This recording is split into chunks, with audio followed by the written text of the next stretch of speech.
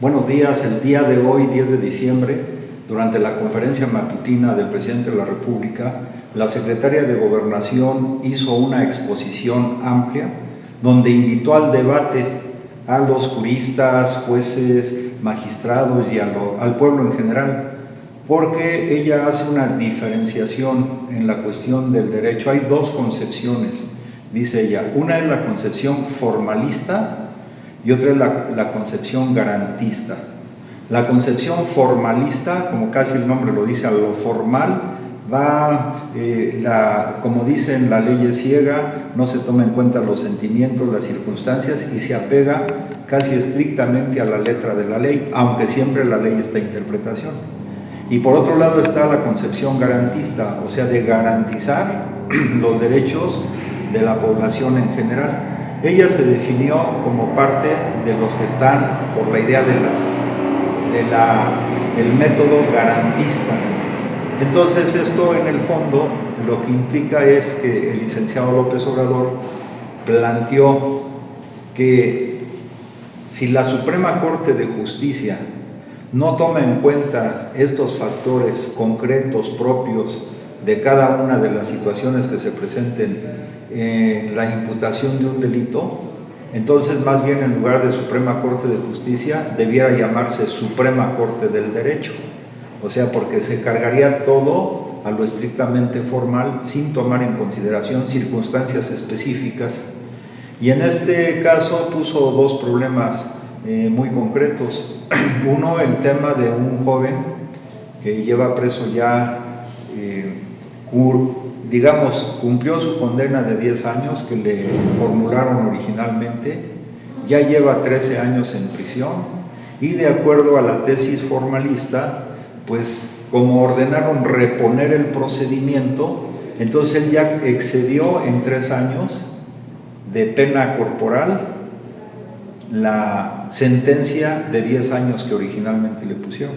Pero como ahora se ordena por alguno de los jueces reponer el procedimiento, pues puede seguir en la cárcel no sabemos cuántos años más. El presidente realmente se vio que se molestó por estas cuestiones de la interpretación formal de la ley y le preguntó a la secretaria de Gobernación qué haría él o cómo puede intervenir el presidente para incluso llevar a cabo el indulto presidencial. ¿Puedo, como titular del Poder Ejecutivo, indultarlo? Porque si puedo, lo voy a hacer hoy mismo. O sea, él puede indultar a las personas porque es una facultad que él tiene. Pero la secretaria de Gobernación dijo que de acuerdo a las tesis formalistas, que ella no comparte, pero es lo que ha privado en el país, pues entonces, como se ordena reponer el procedimiento, pues hay que esperar ahora la nueva sentencia. Hasta que exista una sentencia, el presidente puede decretar o no un indulto. Entonces, fíjense en lo que hemos estado viviendo. O sea, en una situación que privilegia la cuestión formalista y no las garantías de los seres humanos. Pero esto se exacerbó más en el periodo neoliberal. Esto lo podemos analizar también desde el punto de vista de la lógica, desde el punto de vista de la dialéctica y desde el punto de vista filosófico. Desde el punto de vista dialéctico hay dos conceptos fundamentales. Uno es lo que se llama forma y el otro es el contenido. Lo formal y el contenido real, es decir, lo formal y lo real, o la forma y el contenido. Y entonces, en el periodo neoliberal se exaltó la forma y se ocultó el contenido.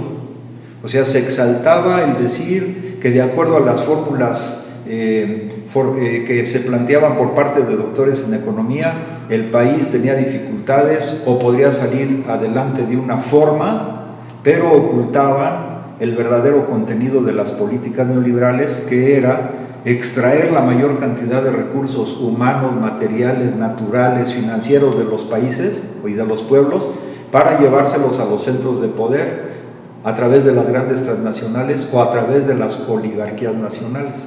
Entonces, todo el periodo neoliberal se exaltó la forma y se ocultó o se veló el contenido profundo de las cosas.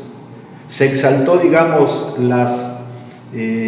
ramas del árbol y se dejó de lado ir a la raíz de los problemas.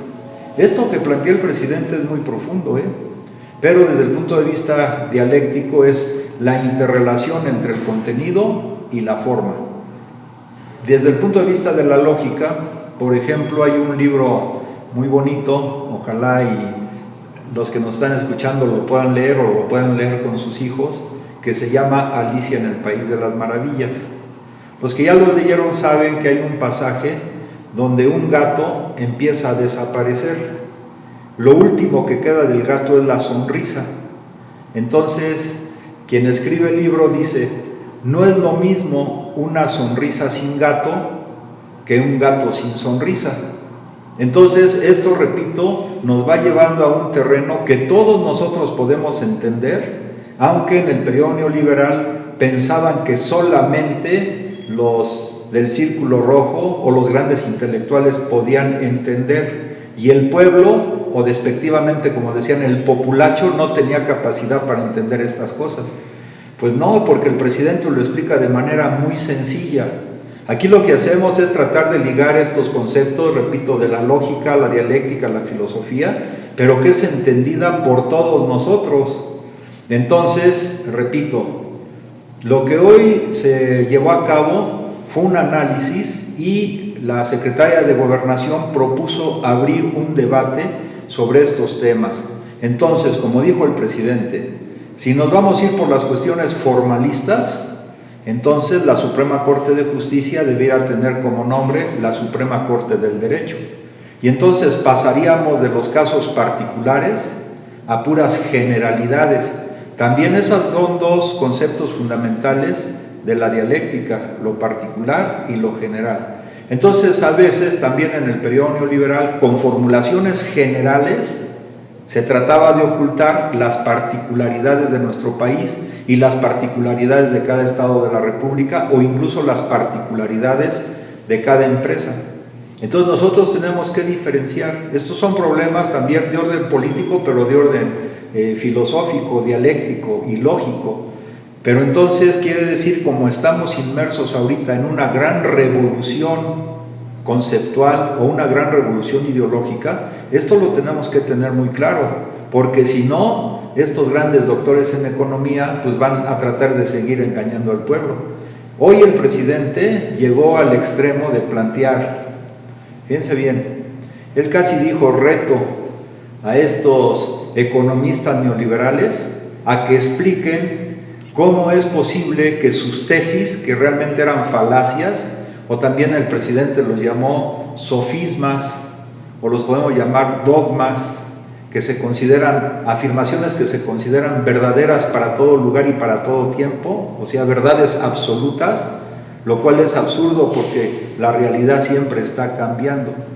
Bueno, entonces el presidente dijo, a ver, siempre se dijo como un sofisma, como una afirmación o como un dogma neoliberal, que si había aumento salarial, entonces iba a haber inflación. Y entonces ese era un argumento que ya ni se discutía y que se tomaba, repito, como una verdad absoluta, ocultando la verdadera realidad. Entonces, si hay aumento salarial, va a haber inflación y va a ser peor todavía, porque si se aumenta el salario, aumentan los precios y luego se va a volver a aumentar el salario y aumentan los precios y siempre van a ganar los precios por encima del salario. Ese era el dogma neoliberal. Entonces ahora el presidente les ha dicho en palabras muy sencillas para que todos lo entendamos, que en este gobierno se aumentó el salario mínimo en el 2019 en un 16% y no hubo inflación. Luego en el 2020 se aumentó el salario en un 20% y no hubo inflación. Y sobre todo en la zona norte el salario se aumentó en más del 100% y no hubo inflación. Entonces este esquema tan sencillo, esta verdad que es palpable para todos nosotros, en el periodo neoliberal siempre se ocultó y siempre se deformó, diciendo que si había aumento salarial iba a haber inflación. El presidente de la República ha demostrado de manera muy clara, que todos entendemos, que es falso que si se aumenta el salario necesariamente habrá inflación. Esta fue una política neoliberal que se utilizó para lo que se llama contención salarial. No aumenten los salarios porque va a haber inflación y sale peor. Falso. Es un dogma neoliberal o un sofisma neoliberal que el presidente de la República en México, en carne viva, echó al basurero de la historia. Ahora, hablando del salario, también el presidente hoy en la mañana hizo un esquema muy sencillo que todos podemos entender muy bien. Fíjense, en los 80, dijo el presidente, nuestro país, por el monto del salario mínimo, ocupaba el lugar número 12 a nivel mundial. O sea, era uno de los países donde el salario mínimo era más alto, era el 12º lugar a nivel mundial. En los 90s, México bajó del lugar 12, pues en los 80s empieza el periodo neoliberal, 10 años después, a los 90, bajó al lugar número 30 el poder adquisitivo del salario en México comparado con otros países. Luego, en el año 2000, México bajó al lugar 48 a nivel mundial. Para el año 2010, México bajó al lugar 81. O sea, fueron estos 30 años de políticas neoliberales que hicieron que México, por el salario mínimo, pasara del lugar número 12 a nivel internacional al lugar número 81 y todavía después del 2010 llegamos al lugar 82. Esas son las políticas neoliberales. Esa contención del salario hizo que México llegara a ser uno de los países con el salario mínimo más raquítico de todo el continente.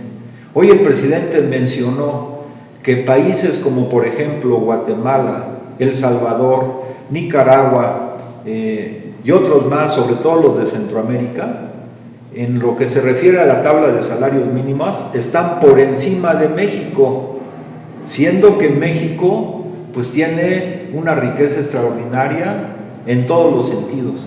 Pero estas políticas neoliberales, que fueron totalmente de saqueo de repito, de los recursos naturales, de los recursos energéticos, de los recursos económicos, de los recursos financieros, nos llevó a la situación tan lamentable en que nos encontramos.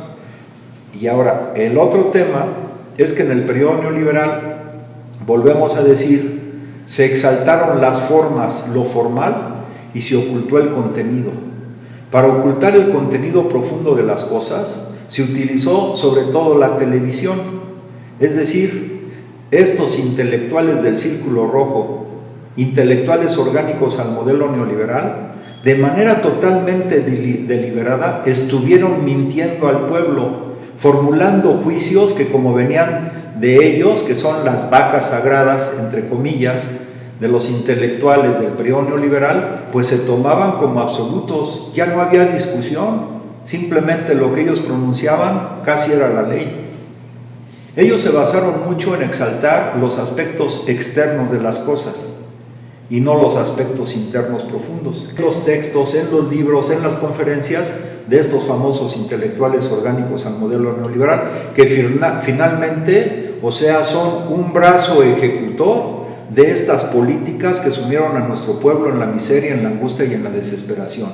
Y lo podemos ver en las revistas que ellos imprimían, por ejemplo, Nexos o Letras Libres. O sea, si hoy lo analizamos y ustedes lo pueden ver, era mentira tras mentira, pero que se fundamentaba en el prestigio, entre comillas, de estos intelectuales orgánicos al modelo neoliberal. Finalmente, por eso el presidente siempre ha exaltado a las benditas redes sociales, que es ahorita como nos podemos comunicar con todos ustedes.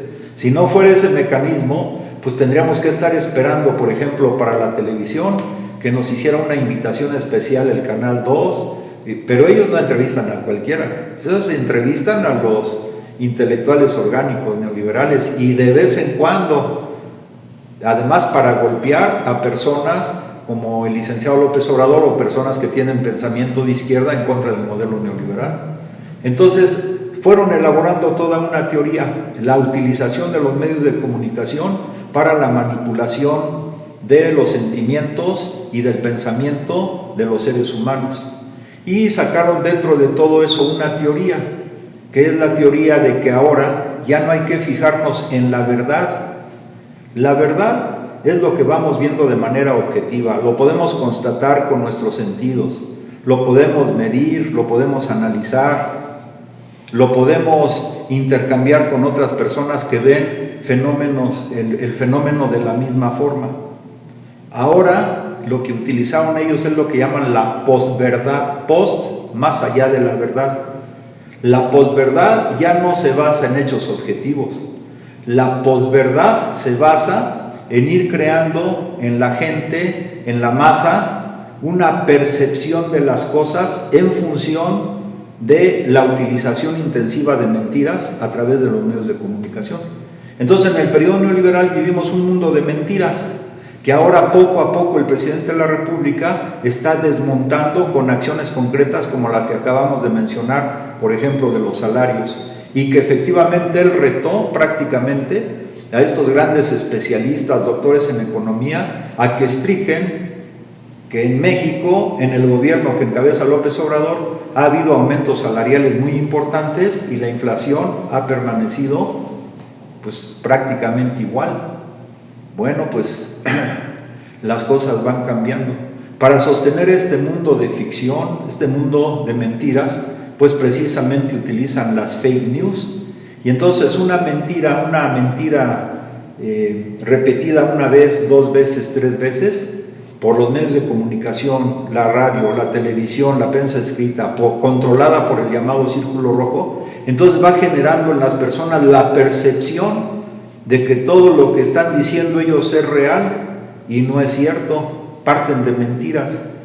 Por eso entonces nosotros tratamos de dar una lucha sistemática a través de las redes sociales para interactuar, explicar o tratar de explicar las cosas de una manera lo más sencilla posible para que ya este mundo de mentiras y de engaño que se gestó, se intensificó en el periodo neoliberal, se vaya al basurero de la historia.